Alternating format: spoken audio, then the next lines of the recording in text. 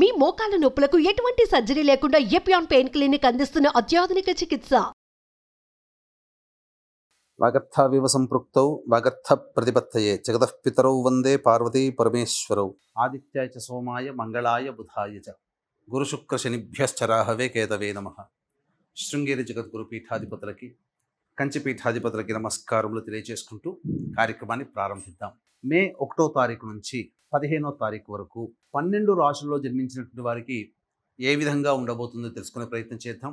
ముందుగా ఈ 12 రాశుల్లో జన్మించినటువంటి వారికి 1వ తారీఖు నుంచి 15వ తారీఖు వరకు ఏ రోజుల్లో ఆదాయం బాగుంటుంది, ఏ రోజుల్లో ఖర్చులు అధికంగా ఉంటాయి, ఏ రోజుల్లో మానసిక ప్రశాంతత లోపిస్తుంది, ఎప్పుడు ఎలాంటి నిర్ణయాలు తీసుకోవాలి అనేటువంటి విషయాల గురించి క్లుప్తంగా తెలియజేసుకునే ప్రయత్నం చేద్దాం. ఇక వీక్షించేటువంటి ప్రేక్షకులు కూడా గమనించాల్సిన అంశం ఏంటంటే, ప్రధానంగా గ్రహాలన్నీ కూడాను మారబోతున్నాయి ఈ మే మంత్లోనే.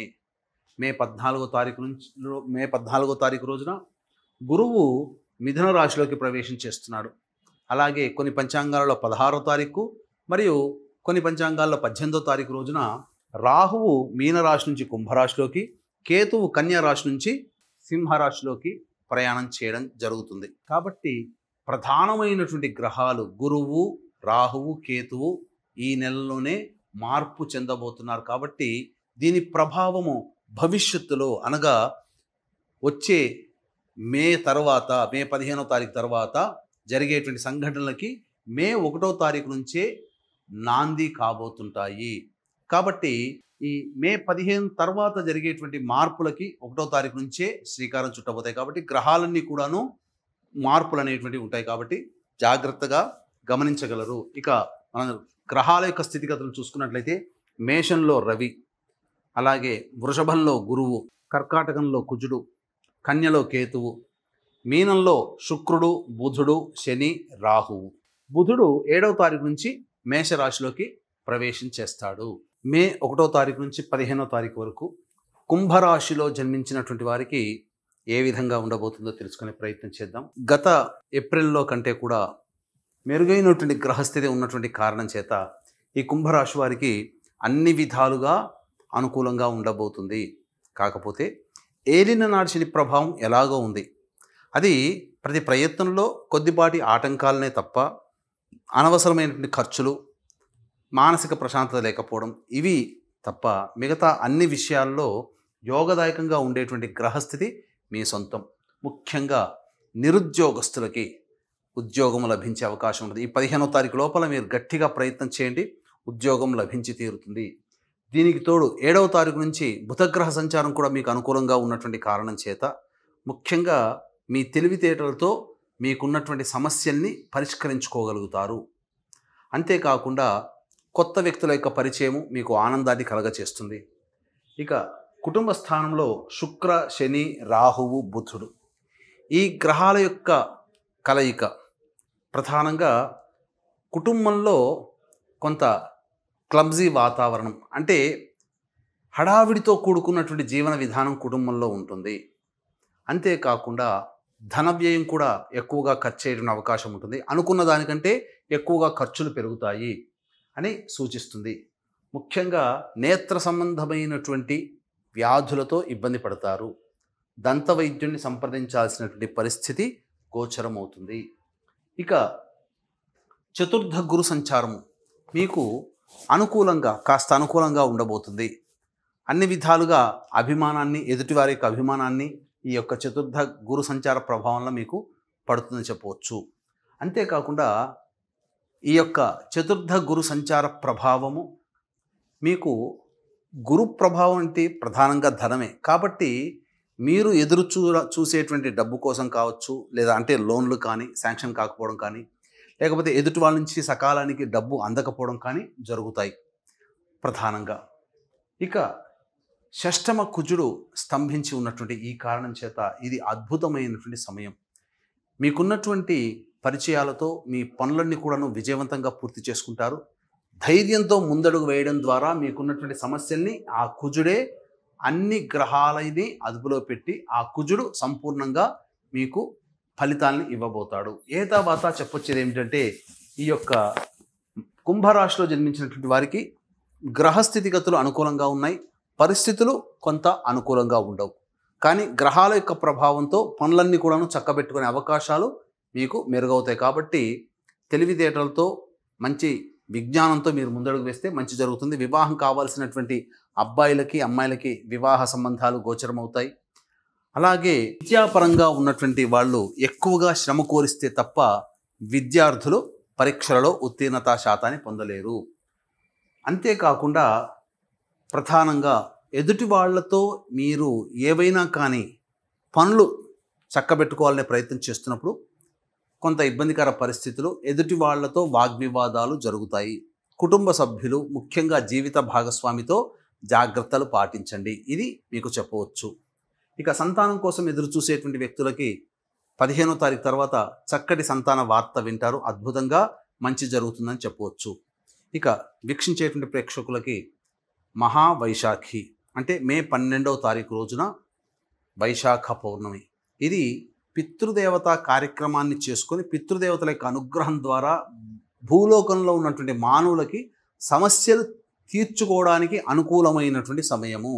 కాబట్టి మీ కుటుంబంలో మీ వైపు 6 తరాలు, మీ భార్య వైపు 3 తరాలలో ఏవైనా దుర్మరణాలు అంటే road accident, fire accident, suicide attempt, నదిలో బావిలో పడి చనిపోవడం, ఇంట్లోంచి వెళ్ళిపోవడం, లివర్ ఫెయిల్యూర్, కిడ్నీ ఫెయిల్యూర్, క్యాన్సర్తో చనిపోవడం, 60 సంవత్సరాల లోపల ఏ విధంగా చనిపోయినా, పిండ ప్రదానాలు చేయలేకపోయినా, ఇవన్నీ కూడాను పితృదోషాలు, స్త్రీ దోషాలు, స్త్రీ శాపాలు, సర్పశాపాలు, గురుశాపము, దైవశాపంగా చెప్పబడి ఉంటుంది.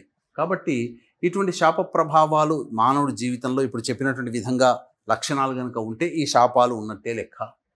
కాబట్టి ఈ శాప ప్రభావం వలన మానవుడు కుటుంబంలో సంతోషంగా గడపలేకపోవడం, అన్ని విధాలుగా ధనం ఖర్చు అయిపోతూ ఉండడం, ఉద్యోగం లేకపోవడం, వ్యాపారంలో నష్టం, పెళ్ళిళ్ళు కుటుంబ సభ్యుల్లో కాకపోవడము, దాంపత్యం అనుకూలంగా లేకపోవడం, సంతానం కలగకపోవడం, ఒకటా రెండా ప్రతిదీ మానవుడు ఏది బాధపడే సంఘటన ఉన్నా ఆ సంఘటనలకి మూల కారణం ఈ స్త్రీ శాప, గురుశాప, దైవశాప, సర్పశాప, పితృశాపాలు. కాబట్టి మహావైశాఖి అన్ని రకాల శాపాలని నివృత్తి చేసుకునే మార్గము ఆ పూజాది కార్యక్రమాలు జరిపించుకోవడం మరియు సముద్ర స్నానం చేయడం ద్వారా అనే విషయాన్ని గమనించుకోండి. అయితే ప్రస్తుతం ఉన్నటువంటి ఈ కలియుగంలో ప్రతి వృత్తి, ఉద్యోగము, వ్యాపారంలో మంచి చెడు ఉన్నట్టుగానే ఈ పూజాది కార్యక్రమాల్లో కూడా ఆ విధంగా మంచి చెడు అనేటువంటిది ఉన్నది.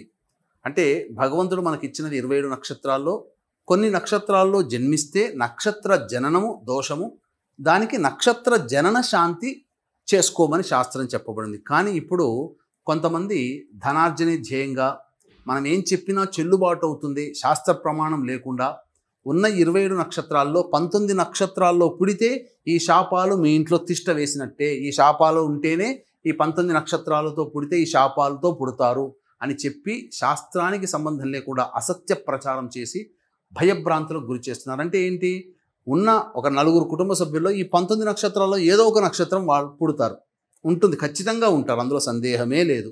అందువల్ల సమస్యలు ఎదుర్కొంటున్నామంటే ఈ శాపాలే అనే ఒక భయానికి గురైపోయి భయంతో చేసుకుంటున్నారు తప్ప శ్రద్ధతో చేసుకోవట్లేదు. చెప్పేవాళ్ళు కూడా భయభ్రాంతులకు గురి చేస్తున్నారు. కావున అటువంటి మోసాల బారిన పడకండి. ఇది నయవంచన. అంటే ఈ పూజాది కార్యక్రమాలు కూడా పోని భయంతోనే వెళ్ళారు, కానీ జరిగేటువంటి నష్టం ఏంటంటే మామూలుగా 3 నుంచి 4 గంటలు ఉండాల్సినటువంటి ఈ శాప నివృత్తి కార్యక్రమ పూజా హోమాలు కేవలం 45 నిమిషాలు లేదా గంటలో ఒక్క బ్రాహ్మణుని పెట్టి పూర్తి చేస్తున్నారు. ఇది చాలా మోసం. అంతేకాకుండా దీనికి ఎలా అంటే ఇప్పుడు సత్యనారాయణ స్వామి వ్రతం శాస్త్రీయంగా చేసుకుంటే 3 గంటలు పడుతుంది, కానీ ఇప్పుడు అరగంట 30 గంటలో పూర్తి చేస్తున్నారు కదా. అలాగే తూతూ మంత్రంగా పురాణోక్తంగా ఈ పూజలని చేయిస్తున్నారు. సశాస్త్రీయంగా ఒక్క బ్రాహ్మణుని పెట్టి చేయించట్లేరు. సశాస్త్రీయంగా చేస్తే 3 గంటలు పడుతుంది. కాబట్టి 2013 నుంచి ఈ యొక్క పూజాది కార్యక్రమాలు అనేటువంటివి మన పీఠమాధ్వర్యంలో ప్రతి నెల జరపబడుతున్నాయి. అవకాశం ఉన్న వాళ్ళు అటువంటి మోసగాళ్ల బారిన పడకుండా చక్కగా నిజాయితీగా జరిగేటువంటి కార్యక్రమంలో నమోదు చేసుకునే ప్రయత్నం చేసుకోండి. మంచి జరుగుతుందని చెప్పవచ్చు. ఎందుకనంటే మోసం చేసేవాడు ఎప్పుడైనా ఎక్కడైనా ఉంటాడు, కానీ మోసపోకుండా ఉండడమే మనలాంటి మానవుల తెలివితేటలతో ముడిపడి ఉంటుంది. కాబట్టి తెలివిగల నిర్ణయం తీసుకోండి. ఇక ఈ యొక్క కుంభరాశిలో జన్మించినటువంటి మహిళలకి అన్ని విధాలుగా సహాయ సహకారాలు కుటుంబ సభ్యుల నుంచి రావడము, బయట కార్యక్రమాల్లో ఇతరులు మీకు సహాయ సహకారాలు అందించడము అన్ని విధాలుగా ఆనందదాయకంగా ఉంటుంది. కాకపోతే శారీరక శ్రమ అధికంగా ఉండడం, మొహమాటానికి పోయి అనేక మంది బరువు బాధ్యతల్ని నెత్తిన వేసుకొని ఆ బాధ్యతల్ని కంప్లీట్ చేసుకోవడానికి ఎక్కువగా సమయం కేటాయించడం అనేటువంటిది జరగడం ద్వారా ఇబ్బందికర పరిస్థితులు ఎదురవుతాయి. మానసికంగా ఒత్తిడికి గురవుతారని చెప్పొచ్చు. కాబట్టి ఎంతవరకు చేయగలరో మొహమాటం లేకుండా అంతవరకే మీ యొక్క శ్రమని వినియోగించుకోండి, మొహమాటానికి పోకండి. ఈ యొక్క రాశిలో జన్మించినటువంటి మహిళలకి వివాహాది కార్యక్రమాలు మే 15 తారీఖు తర్వాత మీరు ప్రయత్నం చేసుకోండి, కుదురుతాయి. అలాగే సంతానం కూడా మే 15 తారీఖున మీరు కనుక ప్రయత్నం చేసుకుంటే చక్కటి వార్త వింటారని చెప్పొచ్చు. అన్ని విధాలుగా సాధారణమైనటువంటి మిశ్రమ ఫలితాలు ఈ యొక్క కుంభరాశిలో జన్మించినటువంటి మహిళలు పొందుతారని చెప్పవచ్చు. ఇక 1వ తారీఖు, 2వ తారీఖు, 3వ తారీఖు రోజున కనుక చూసుకుంటే మీ ఆరోగ్యం పట్ల శ్రద్ధ వహించాల్సినటువంటి పరిస్థితి. ముఖ్యంగా వృధా కాలయాపన జరుగుతుంది, ఏ పని ముందుకు సాగకుండా ఉంటుంది, అనవసరమైనటువంటి ఆలోచనలతోనే ఎక్కువగా కాలం గడుపుతారు అని చెప్పవచ్చు. 4, 5, 6, 7 తేదీల్లో కనుక చూసుకున్నట్లయితే రాని బాకీలు వసూలవుతాయి, అన్ని విధాలుగా ఆనందదాయకంగా ఉంటారు. మీ ఖర్చులకి అలాగే సమస్యలకి మించినటువంటి ఆదాయం లభించడం ద్వారా అన్ని సమస్యల్ని పరిష్కరించుకోగలుగుతారు. ఎన్నాళ్ళ నుంచో ఎదురు చూస్తున్నటువంటి డబ్బులు కానీ లోన్లు కానీ శాంక్షన్ అవుతాయని చెప్పవచ్చు. ఇక 8, 9, 10 తారీఖుల్లో కనుక చూసుకుంటే మానసికమైనటువంటి ప్రశాంతత లోపిస్తుంది, వృధా కాలయాపన చేస్తారు, ఒక జిగ్జాగ్ లాగా ఉంటుంది, ఏ పని చేయాలన్నా సంతృప్తిగా ఉండదు. అన్నిటికంటే మించి మీకు ధనము అధికంగా ఖర్చు అయ్యే అవకాశాలు గోచరమవుతున్నాయి. 11, 12 తేదీలో కనుక చూసుకుంటే సంతానం మూలకంగా విభేదాలు, ఖర్చులు, సమస్యలు పెరుగుతాయి. అలాగే మీరు దూర ప్రాంతాల నుంచి కొంత చెడు వార్తలు వినాల్సినటువంటి పరిస్థితి గోచరమవుతుందని చెప్పవచ్చు. ఇక 13, 14, 15 తారీఖులో కనుక చూసుకుంటే చేస్తున్నట్టు వృత్తి, ఉద్యోగ, వ్యాపారాల్లో ప్రోత్సాహకరంగా ఉంటుంది. అందరి సలహాలు తీసుకోవడం, అందరి సహాయాలు పొందడం ద్వారా మీకున్నటువంటి సమస్యల్ని పరిష్కరించుకోగలుగుతారు. ధనాదాయం కూడా చక్కగా ఉంటుంది. ఏతావాత చెప్పొచ్చేది ఏమిటంటే ప్రధానంగా 8, 9, 10 తేదీలలో అలాగే 1, 2, 3 తేదీలలో ఖర్చులు అధికంగా ఉంటాయి కాబట్టి జాగ్రత్తలు పాటించండి అని చెప్పవచ్చు. ఇక ఈ యొక్క కుంభరాశిలో జన్మించినటువంటి వారు సమస్యల పరిష్కారం కోసం ప్రతిరోజు కూడాను దత్త అష్టకం రోజుకి 3 సార్లు పఠించండి, సమస్యల్ని పరిష్కారం అవుతాయి. సర్వం శ్రీ ఉమామహేశ్వర పరబ్రహ్మార్పణమస్తు.